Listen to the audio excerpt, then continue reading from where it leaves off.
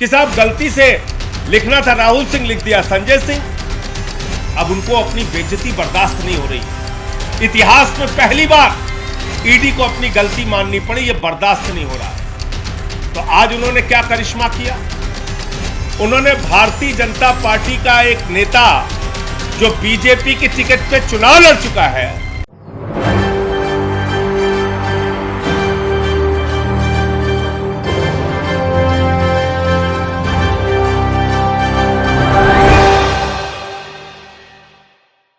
नमस्कार, SPN9 news देख रहे हैं आप। आपके साथ मैं हूं मानसी जायसवाल। क्या संजय सिंह की गिरफ्तारी के पीछे ईडी पड़ी हुई है? जी हां, ईडी की चार्जशीट लगातार दायर की जा रही है और संजय सिंह पर लगातार शिकंजा कसा जा रहा है। सवाल उठ रहा है कि अब संजय सिंह की गिरफ्तारी पर तलवार लटकी हुई है। जिस तरीके से मनीष सिसोदिया को कोर्ट से लगातार झटका लगता हुआ नजर आ रहा है, ईडी ने पूरी तरीके से मनीष सिसोदिया पर जो है शिकंजा कस लिया है, लेकिन वही तैयारी अब संजय सिंह के लिए भी की जा रही है। तमाम आम आदमी पार्टी के नेता भारतीय जनता पार्टी पर यह आरोप लगा रहे हैं कि आम आदमी पार्टी को खत्म करने की कोशिश बीजेपी की तरफ से की जा रही है। झूठे आरोप उन पर लगाए जा रहे हैं, चाहे वो शराब घोटाला हो, चाहे वो जो है मनी लॉन्ड्रिंग का मामला हो, या फिर अरविंद केजरीवाल के करोड़ों के घर का मामला हो। तमाम इस वक्त जो है वो मामले इसलिए गर्माता हुआ नजर आ रहे हैं क्योंकि भारतीय जनता पार्टी और नरेंद्र मोदी अरविंद केजरीवाल की लोकप्रियता से डर गए हैं। जी हाँ, मनीष सिसोदिया को भी फंसाने का सबसे बड़ा कारण ये था कि जिस तरीके की शिक्षा व्यवस्था दिल्ली में बढ़ रही थी और कहीं ना कहीं विदेशों में भी इसकी चर्चा की जा रही थी कि किस तरीके से दिल्ली में जो शिक्षा व्यवस्था बढ़ाई जा रही है, जिस तरीके की वहाँ पर प्रोग्रेस हो रहा है, उसको लेकर के अमेरिका ने भी जो है वो खुशी जाहिर की थी। और उसी के मद्देनजर यहाँ पर जो है अरविंद केजरीवाल और आम आदमी पार्टी के तमाम नेताओं को फंसाने की कोशिश की जा रही है, क्योंकि नरेंद्र मोदी को ये बिल्कुल भी जो है बर्दाश्त नहीं है कि उनके रहते हुए कोई और ये लोकप्रियता हासिल कर रहा है, क्योंकि प्रधानमंत्री नरेंद्र मोदी केवल अपने चेहरे पर 2024 का लोकसभा चुनाव लड़ना चाहते हैं। वाकई क्या ऐसा है? क्या प्रधानमंत्री नरेंद्र मोदी आम आदमी पार्टी और अरविंद केजरीवाल से यहाँ पर डर गए हैं? क्योंकि जिस तरीके से धीरे धीरे करके अरविंद केजरीवाल जो है अपनी लोकप्रियता बढ़ा रहे हैं, या फिर चाहे वो पंजाब हो या फिर तमाम राज्य हो, गुजरात हो, जैसे जैसे आम आदमी पार्टी अपना जो है पैर पसार रही है, उसके मद्देनजर यहाँ पर भारतीय जनता पार्टी की मुश्किलें बढ़ती हुई नजर आ रही हैं। क्या 2024 में भी अरविंद केजरीवाल को प्रधानमंत्री के तौर पर यहाँ पर देखा जा सकता है? ये एक बड़ा सवाल बना हुआ है। क्या वाकई अरविंद केजरीवाल प्रधानमंत्री नरेंद्र मोदी को 2024 में टक्कर दे पाएंगे? क्या वाकई प्रधानमंत्री नरेंद्र मोदी आम आदमी पार्टी और अरविंद केजरीवाल से डर गए हैं? ये तमाम सवाल आज बने हुए हैं। आप इस पूरे मामले पर क्या सोचते हैं, हमें कमेंट करके जरूर बताएं। देश और दुनिया की तमाम बड़ी खबरों के लिए देखते रहिए SPN9।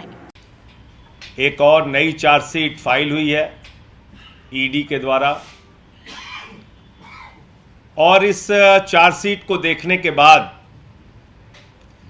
मुझे प्रधानमंत्री जी की तड़प पर, मुझे फंसाने की उनकी चाहत पर हंसी भी आ रही है और तरस भी आ रहा है। और उनकी तड़प, उनकी मुझे फंसाने की परेशानी को देखकर मुझे ऐसा लगता है कि प्रधानमंत्री जी आप तड़पो मत। इतना ही ज्यादा अगर मुझे फंसाने का आपने ठान लिया है अपने मन में, तो एक फोन करके बता दो कि भाई मुझे कुछ मिल तो नहीं रहा है तुम्हारे खिलाफ, लेकिन मुझे तुम्हें जेल भेजना है, भेज दो जेल, हम चले जाएंगे जेल। लेकिन ऐसी झूठी कहानियां बना के अपने आप को देश के सामने उजागर मत करो प्रधानमंत्री जी। आपकी संस्था ईडी को कॉमेडी सर्कस मत बनाओ। मजाक बन गया ईडी और ईडी की जांच, और मैं भी सिलसिलेवार करके आपके सामने बताऊंगा। आपको याद होगा पार्लियामेंट में मैंने ईडी के खिलाफ आवाज उठाई कि ईडी का मिसयूज होता है, ईडी का दुरुपयोग होता है। उसके बाद प्रिविलेज कमेटी की नोटिस मुझे मिली, वो प्रिविलेज कमेटी की नोटिस का मैंने जवाब दिया है, और वहां पर मैं प्रिविलेज कमेटी जब बुलाएगी मैं जाऊंगा भी। उसके बाद मेरा नाम चार्जशीट में गलत ढंग से शामिल किया गया, तो मैंने ईडी को नोटिस भेजा डिफेमेशन का। फिर उन्होंने मुझसे गलती मानी कि साहब गलती से लिखना था राहुल सिंह, लिख दिया संजय सिंह। अब उनको अपनी बेइज्जती बर्दाश्त नहीं हो रही है। इतिहास में पहली बार ईडी को अपनी गलती माननी पड़ी, यह बर्दाश्त नहीं हो रहा है। तो आज उन्होंने क्या करिश्मा किया? उन्होंने भारतीय जनता पार्टी का एक नेता जो बीजेपी की टिकट पे चुनाव लड़ चुका है, अमित अरोड़ा, जिसने अपना खुद भाजपाइयों से एक फर्जी स्टिंग करवाया और उस स्टिंग को जारी किया, बीजेपी वालों ने उसके फर्जी स्टिंग को लेके प्रेस कॉन्फ्रेंस की, उससे एक बयान मेरे खिलाफ दिलवाया है। और आप देखिए, बड़ा मजेदार बयान है, बहुत ध्यान से सुनिएगा। यह शख्स अमित अरोड़ा जो बीजेपी के टिकट पे चुनाव लड़ चुका है, इसने पहला बयान दिया 6 सितंबर को, दूसरा बयान दिया 7 सितंबर को, तीसरा बयान दिया 29 नवंबर को, चौथा बयान दिया 2 दिसंबर को, पांचवां बयान दिया 3 दिसंबर को, छठवां बयान दिया 5 दिसंबर को, सातवां बयान दिया 7 दिसंबर को, आठवां बयान दिया 10 दिसंबर को, नौवां बयान दिया 13 दिसंबर को, 10वां बयान दिया 13 दिसंबर को, और उसके बाद बीच में निकल जाता है, बाहर निकलता है। और फिर इसने बयान दिया 27 मार्च को। मैं इतना अनजान व्यक्ति हूं, इतना गुमनाम व्यक्ति हूं कि अमित अरोड़ा जो 10 बार ईडी को बयान देता है, 10 बार, उसमें संजय सिंह का नाम नहीं लेता। 10 बार, ये सारी तारीखें हैं मैंने जो आपके सामने रखी है, और 10 बार इसका दिया गया बयान है ईडी के सामने। 10 बार ये शख्स जो बीजेपी के चुनाव पे टिकट पे लड़ चुका है, चुनाव, अमित अरोड़ा बीजेपी के टिकट पे जो चुनाव लड़ चुका है, 10 बार के बयान में ये ईडी के सामने संजय सिंह का नाम नहीं लेता। उसके बाद जब ईडी के खिलाफ मैं लगातार बोलना शुरू करता हूं, तो इसको बाहर निकाल के मेरे खिलाफ बयान लिया गया। और क्या बयान लिया गया वो भी सुनिएगा, बड़ा मजेदार है। ऐसा बयान लिया गया जिसका इस शराब की पॉलिसी से कोई लेना देना नहीं। देखिए आप, ये चल रही है मोदी जी की जांच, ये चल रही है मोदी जी की कॉमेडी।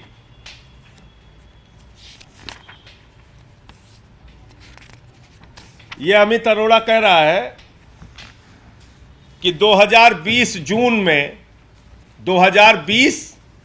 में जब ये शराब की पॉलिसी कहीं आई गई, इसका नाम ही नहीं था, कहीं दूर दूर तक इसका कोई लेना देना नहीं था।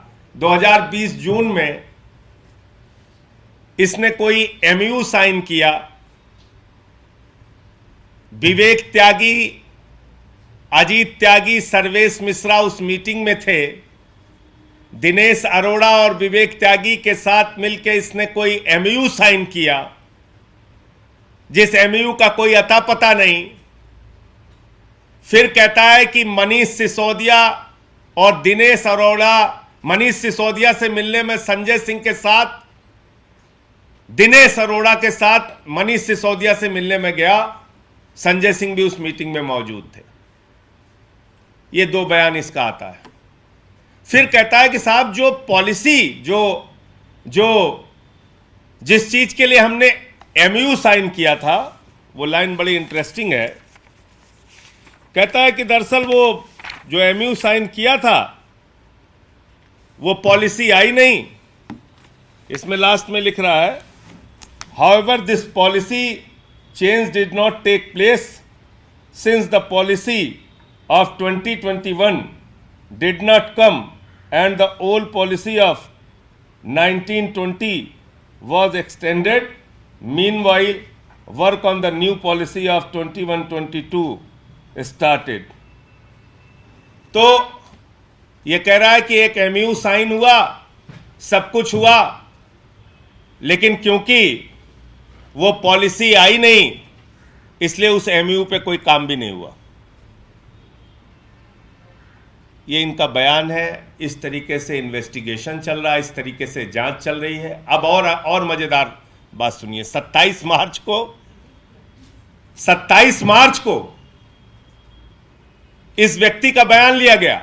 याद रखिएगा, 10 बार में इसको संजय सिंह का नाम याद नहीं आया, विवेक त्यागी का भी नाम याद नहीं आया, अजीत त्यागी और सर्वेश मिश्रा का भी नाम 10 बार की पूछताछ में याद नहीं आया। हमारे किसी सहयोगी का नाम याद नहीं आया, मेरा नाम याद नहीं आया, मेरे साथ ये मनीष सिसोदिया से मिलने गया था ये बात भी याद नहीं आई। 10 बार इससे पूछताछ हुई। मैंने सारी तारीख बता दी। जो व्यक्ति है 9 अप्रैल को उससे पूछा जाता है कि क्या कोई आपकी मीटिंग हुई थी संजय सिंह और मनीष सिसोदिया के साथ? तो दिनेश अरोड़ा कह रहा है नो नेवर। इससे पूछ रहे हैं कि have you ever met Manish Sisodia at his residence with Amit Arora? ये 9 अप्रैल को पूछा जा रहा है। 27 को अमित अरोड़ा का बयान है और 9 अप्रैल को इनसे पूछा जा रहा है कि have you ever met Manish Sisodia at his residence with Amit Arora? ये दिनेश अरोड़ा से पूछा गया 9 अप्रैल को, तो वो कह रहा है नो नेवर। ये भी इसी बयान में लिखा हुआ है।